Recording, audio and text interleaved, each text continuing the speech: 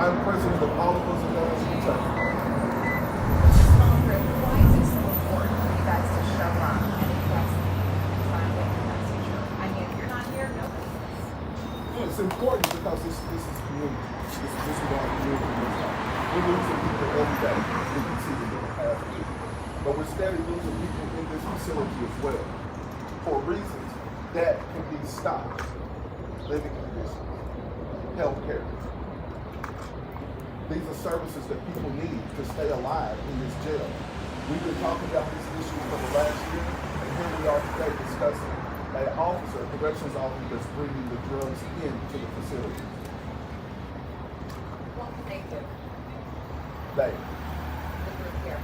They can- The guys up in those offices. They can work with community. They can better those conditions. They can be more transparent about contracts with welfare and healthcare services.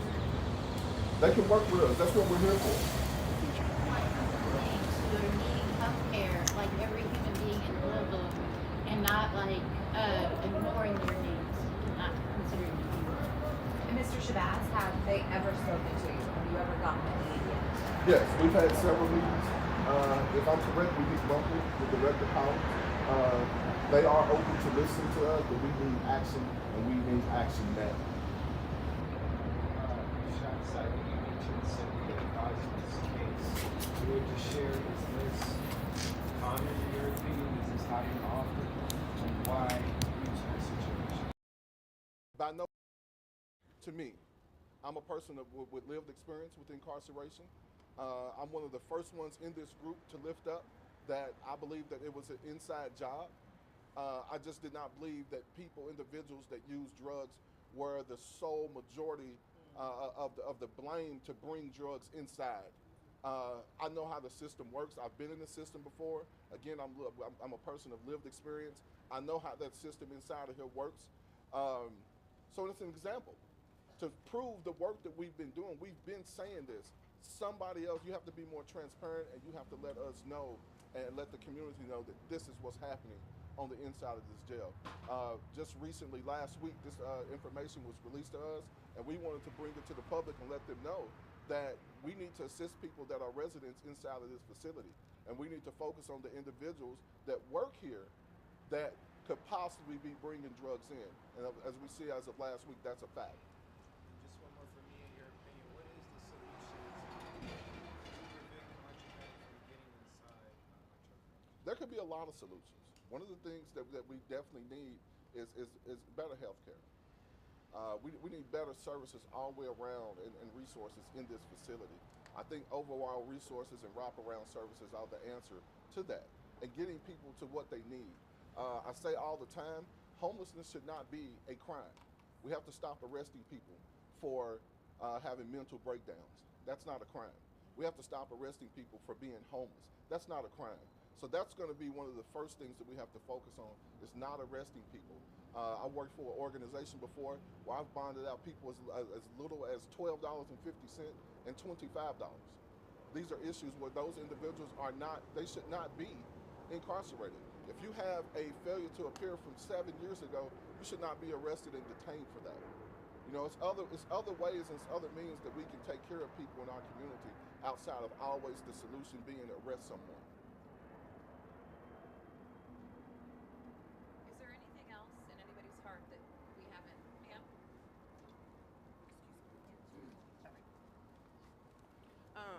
I want to definitely commend us. Can you start off by I saying am so spelling your sorry, name? right? I'm so angry.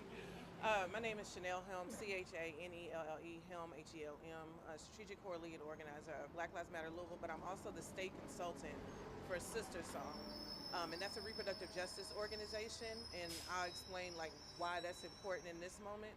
But that's the reason why I was going to lift up how important it is for the work that Savvy Shabazz does in this city, but in this state, around folks who are formerly incarcerated, to actually give that opinion. I think like within the last week, we keep hearing only two sides to the same type of story. And even in this situation, we still only hear like one major side to the story: the people who have resources and the people who don't have resources.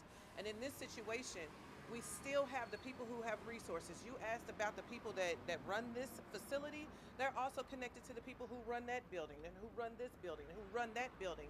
And the way that they don't even jointly make sure that there is some type of not only accountability, but respect to the vast majority of people in this city and in this state who don't have the resources is part of my frustration. A lot of the folks that are even entering in here interact with law enforcement differently than many of them do. They don't call on police because it makes them feel safe or they see something odd in their neighborhood. The police are already there. They are having people call police on them because they think that this is a solution for intracommunal type of disturbances or domestic violence situations. Those folks don't have that type of option. And we always go to whoever is the most violent. Many of the people that are in this building don't even have a violent charge. So when we're talking about like what is absolutely happening in here, 13 people have died in this facility who didn't have to be arrested in the first place. And we still are not talking about that. We keep talking about new jails and what community programming looks like and what it looks like when they go to different cities and go mimic what somebody else is doing. It probably took a lot of strategy to actually build out something that community felt safe with and also that the people who are in charge felt safe with. There are too many people who don't make a certain pay grade. I always hear that. That goes above my pay grade. I really hate that because your labor is also your identity. And if you have input at whatever, how much you make, we need to be listening to those people who don't feel like the people who are in charge are making the right decisions.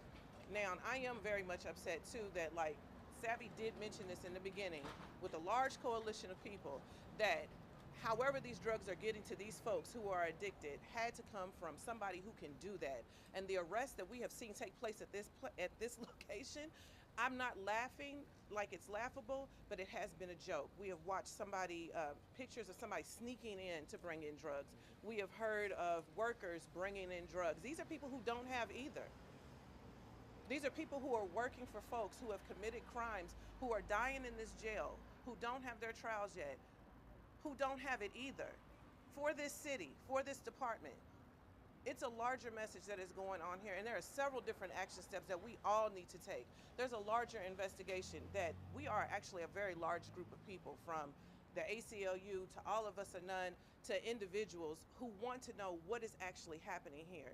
And like he said, we do hold them accountable. We've been meeting with these people for like the last 17 months almost. What they have said is yes, that community programs do look like they work, and that is something that they want here too. But what I tell them, you cannot ask for a new facility when you didn't even want to make sure that the first one even worked in the first place. So we know exactly what you're trying to do. That money definitely can go to way better programs.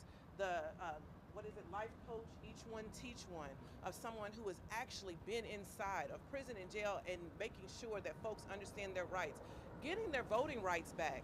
I mean, one of the most dynamic programs during the election to make sure that these people had their choice to vote, where people have ignored that. We have people who are making sure families can speak to their loved ones who are being ignored during a time when we all have missed loved ones. We have people here who are standing up outside of their privilege to make sure that they know that just because you live on the east side or the south side, you still are afraid of jail and you still don't want to go to jail. So then we need to stand up for everyone. We are also here as people who listen to these stories that come in every day of people missing their community member, missing their family member because they're getting locked up for some petty crimes, and a lot of them for conspiracy crimes. So I'm really wondering, what's the larger call to action that folks really want to have if they're thinking that, like, if we're not making sure that these things are getting done or that the city is not getting done? We have to be able to hold everything. We have to be able to hold everything. And I do want to say, too, that the community has been very vocal, whether they're able to protest or not, whether they're sitting at home, whether they've called the court, whether they called the mayor's office, whether they called their council person. Stop ignoring people. These people pay just as much as taxes as anybody else in the city. They deserve their representation. If these are the things that they are notating they need for their community, for our young ones as well, then listen to them so that we don't have to have another press conference. So I just want to ask you, because you guys mentioned that you spoke to leaders with LMDC. Why do you think they haven't acted now? Like, what do you think is the reason why they haven't acted as swiftly as you guys used to be a precocious child. I have precocious children. We all do. And you got children, you already know. And you know when your child, or you know when somebody who owes you a bit of a respect is trying to get around holding something that they've done wrong. We know in this situation that it is more than just that lady that snuck inside to bring in those those drugs, that corrections officer. We know that it is more than the nutritionist and then whoever else that had brought in the drugs that are accountable for these deaths here. There are people who are supposed to attend to those people. There are people who are supposed to evaluate the health care of folks that come into jail, because now that person is a part of the state. The state is accountable for their health care. There is a long line of people who are responsible for this. And what we see time and time again from officials, from people who get paid to actually do their job, is that they get to retire nicely. They get to live off of a pension. They get to ease out of the frame however they want to, while the people who have died, their family members, and even people who are still locked up in these jail, and the people that we see at this front desk have to hold that responsibility of something that probably wasn't their responsibility. And this is the do better and the frustration that we hold, because we can all hold that transparency. We can all hold a bit of accountability. We're saying as community members coming to the situation, believing in transformative justice, that we'd like to see that transparency, that we'd like to help build that accountability, which we are very vocal on. What we don't get in return from our elected officials, from people who are assigned these positions, is that same type of respect.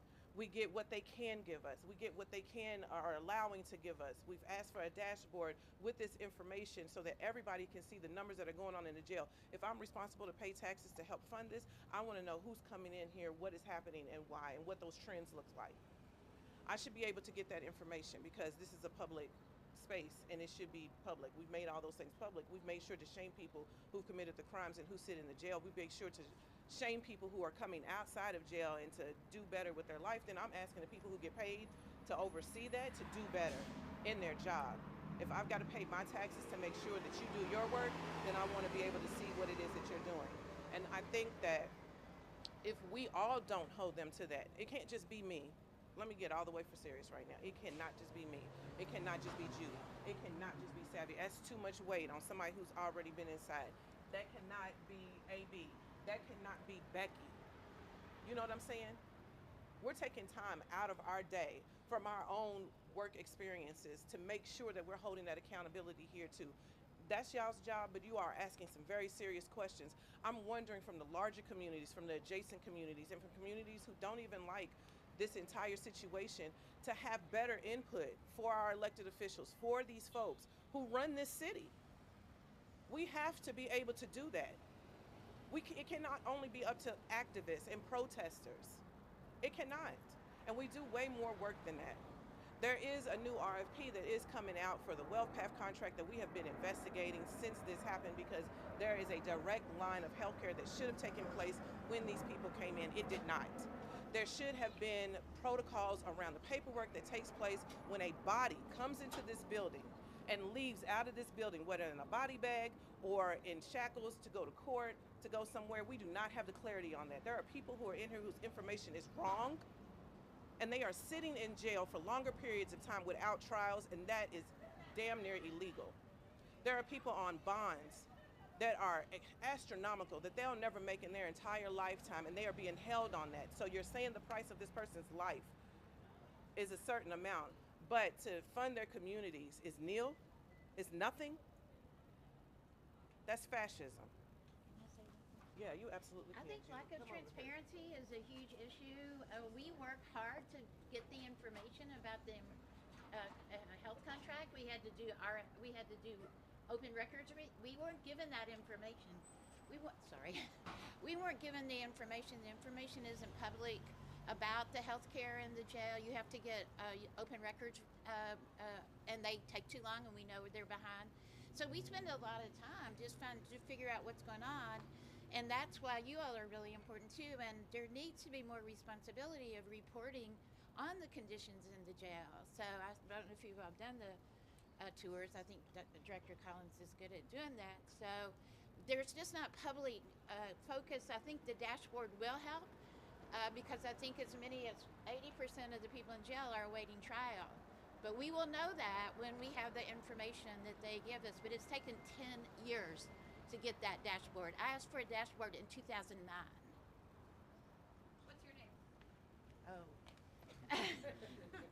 My name is Judy Jennings, and I'm with the Louisville Family Justice Advocates, and so we work with families that are impacted, about the 1,300 people inside who don't have easy access to communicating with them at all. So how do they know if they're alive or dead unless they read it in the paper? It's a really bad situation of not considering these people as fathers and mothers and sisters.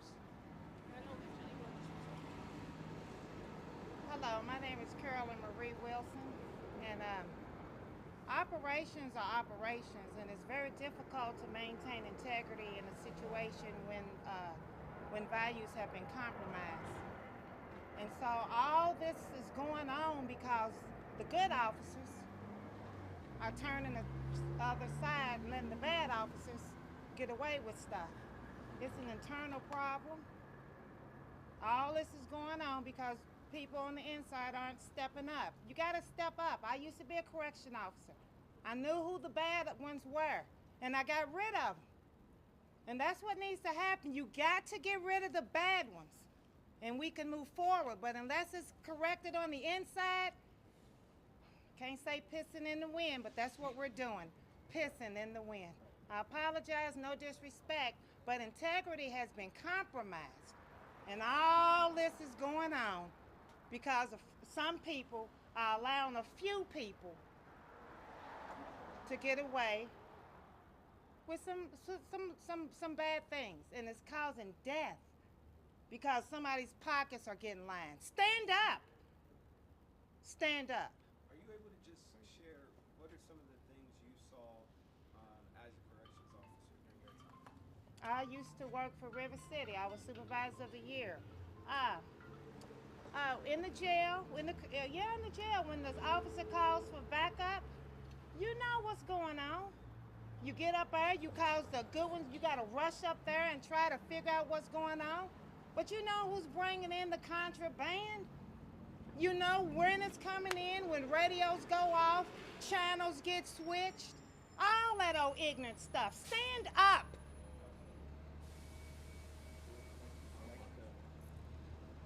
So listen, my name is Pony. I'm with Vocal Kentucky. I've been touched by the issues of being houseless. I've been touched by the issues of being incarcerated. And I keep on hearing about, let's build a new jail. Let's build a new jail. We don't know exactly how many houseless people are located in this jail. But instead of us continuing to want to build a new jail, why don't we build some kind of housing for our people who are less fortunate than us? Because I was out here. I've been out here. Almost my whole adulthood has either been homeless or been incarcerated. And for us to just, stand here and be like, well, these people want to be like, well, it's not my issue. The police are still getting a paycheck no matter what they do. And we are going to continue to sit here and watch people die. There's mental health issues. And ever since Breonna Taylor, there is no trust with none of these police. There is no trust. Nobody wants to give you nothing. And then you go under here and you displace people who don't already have nothing. You're going to throw other things away, And if we think back in October, City Council, Nicole George, wanted to fine people who had nothing, anywhere from $50 to $1,000. And throw their things away. And then guess what? How are you going to be able to get money from somebody who doesn't have it? They already want to throw a fit, they're panhandling. Well, guess what? A 9-to-5 isn't always easy to get, especially when you have to worry about your personal appearance. And where are you going to place your stuff? So if we went ahead and we took care of that issues, and instead of sitting here saying, well, they're just drug addicts. Well, at one time, I was a substance abuse user, okay? And then why don't we help people out and give them a different alternative? There's always methadone, there's always Suboxone, and we want to sit here and be like, no, can't have your medicine. Well, you know what? Somebody that may not have nothing, is probably going to wash somebody's drawers or their socks to be able to get something in here. And just because this officer and this kitchen worker got caught, do we think that this is the first two that really done this? This has really been happening. You know, this is happening from jails in small cities to large cities to even in the prison systems. This isn't, everything else just is covered up.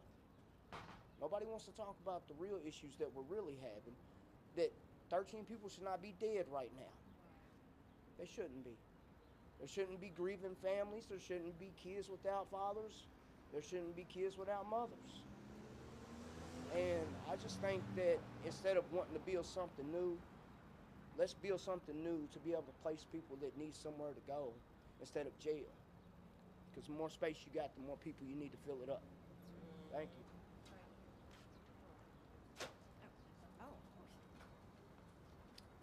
I'm Peggy Woolley with Louisville Showing Up for Racial Justice.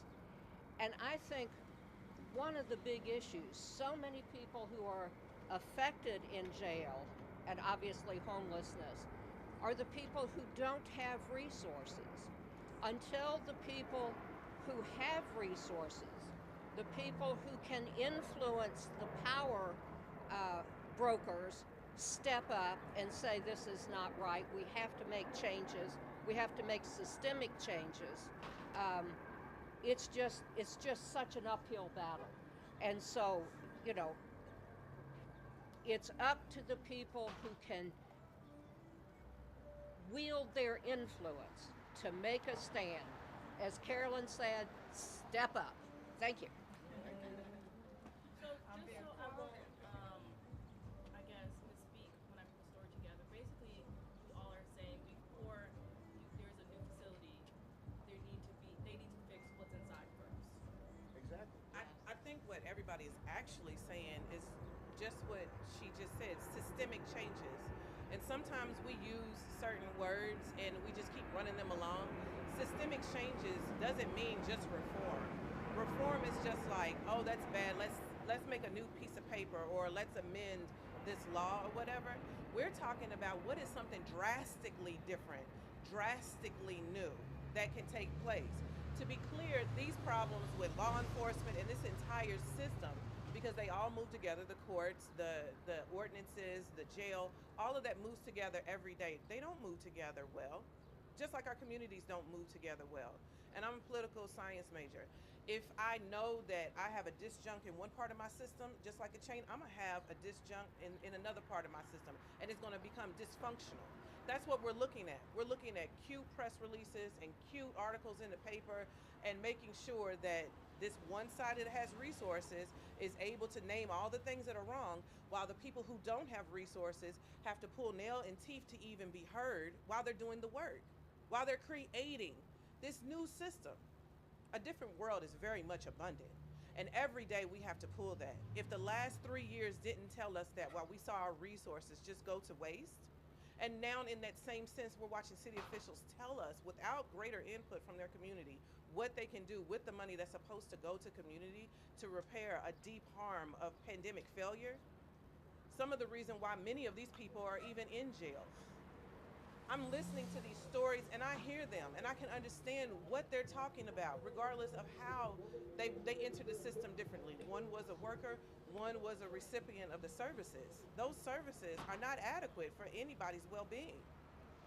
None of us out here, and I say it time and time again, none of us out here want to go to jail. Nobody's like, you know what, if I do that, I'm gonna break the law, let me go and go to jail. Nobody says that, because we know what jail means. It means torture, it means abuse. It means you get lost in a system. We're saying that system is not adequate. Let's remove it and do something different. Is that gonna take a long time? It is. Is it gonna take work? Yes. But I'm also wondering what people are doing with their paychecks that are supposed to be able to do this work. You cannot keep asking for more money and keep failing. There's not a job out here that keeps people on when they fail and continues to give them more resources to do the job. We're saying stop that. That has to stop first. There is no money for a new jail. Let's just be real. There is no money for a new jail. There will be many different ways that they try to find this money, and it would definitely come out of hardworking Louisvillians' pockets. There just is no money for a new jail. There is no money for several of the different positions that they keep asking for. There just isn't. And they need to say that too. What there is money for and what it has been allocated for is making sure that houseless folks get housed, that folks without food get fed, that parents without childcare have childcare, that people who don't have jobs get the resources of job training. That is what that money is for. Even for some of the infrastructure things, we complain and joke about these potholes, but there's money for that. It doesn't go to jailing more people. That's not what that money is for. And I'm sure if every Louisvillian knew that that's what the ask was about for that money, they would be highly upset. And I think that's the reason why you all are out here today, because you already know that. And we need to be able to tell that message louder than anything else. The money that they are asking for a new jail, the money they are asking for LMPD investments are actually money that are supposed to repair our communities due to the pandemic, not for jailing people. Absolutely. Thank you. I'm Antonio Brown with All of Us or None, Kentucky Alliance. I want y'all to understand how corrupt this building is behind us. During Corona, I think I was locked up. I think this was in 2021, right? Last time no, it was 2021. No, this time was 2021. People was being on isolate when they was isolating people. What they would do would clear, once we isolated, they'll clear this room, this unit. I'm pretty sure everybody been in LMPD once and looked at these cells. It's a unit here and a unit here. They cleared this unit out, took 3 people out this room, put it in this cell. Took 3 people out of our room and put it in this cell. So they cleared this room up and just put 3 people in this other cell and filled it up. So if anybody was sick in that room, we would get sick in there. And if anybody's sick in that other room, they'd make sure someone gets sick in there. When I complained about it, the officer, the CO, said, this is my higher ups is telling me to do this like this. So we got to understand, it need to be cleaning of the house. These officers need, COs higher up need to be let go. They need to find some more people. Down to the SWAT, we know for facts that the SWATs was stealing drugs and money from houses that they was running into. No one is being held accountable, and none of these higher ups over these guys. So clearing a house is got to be on this order. It gotta be. That's the only way we're gonna get anything done and fixed. You gotta fix the problem. The problem is the people, the complaints that's coming in, the higher ups is not doing anything about it. So if they ain't doing their job, they don't need to be sitting in them seats. Thank you. Clean house. Is that what you got? Hey, stand up and clean house. That's the title. Help me out with your title. Stand up and clean house. Amen. Stand up and clean house. Can I add one more thing? Did y'all get my good side? Is it okay if I add one more thing? Just to go back to your question and to answer your question, something new is needed, but it isn't a new jail. It's a new day, it's a new order, but it's not a new jail. And when David Byer released his report calling for a new jail, and that report came in the shadow of the DOJ report. And so, as many people here have already named, 75% of the people sitting in this jail right now are awaiting trial. And according to the U.S. Constitution, are innocent until proven guilty. And yet, they may receive a death sentence as they await that trial. And we know that of those 75% of people awaiting trial from the DOJ report, that many of those people don't deserve to be there in the first place, as has already been said. Because LMPD and other city entities have a history of systemic abuse. So to say that we need a new jail is a distraction. It is so beyond the point that it is really ridiculous. And it needs to be a non-issue, and I am with Louisville Showing Up for Racial Justice. We are part of a national network that organizes white people to advocate for racial and economic justice. And we have spoken with the mayor, unfortunately not in a public setting, in a public setting, but not in public. We went to the mayor's night out at the Northeast Y, and he did not take questions and answers in front of the room. We had to talk to him on the side, and then again at the end of the event held at the Fraser History Museum. We shared what we just shared with you, and asked him if he would stand by his campaign promise to not support a new jail. And he reiterated to us twice that a new jail is not a priority of his administration. We asked him to communicate that to the Metro Council, who would be in charge of issuing bonds to fund a new jail. And he said he already had, and that he would again, in a public setting, let them know that a new jail is not a priority of his administration. So we want to hold him to that promise that was made as we campaigned and that was reiterated to us in these two settings. But we have let the Metro Council know at the last meeting that we do not support a new jail, and we will continue to do so as Louisville Showing Up for Racial Justice and as this broader coalition.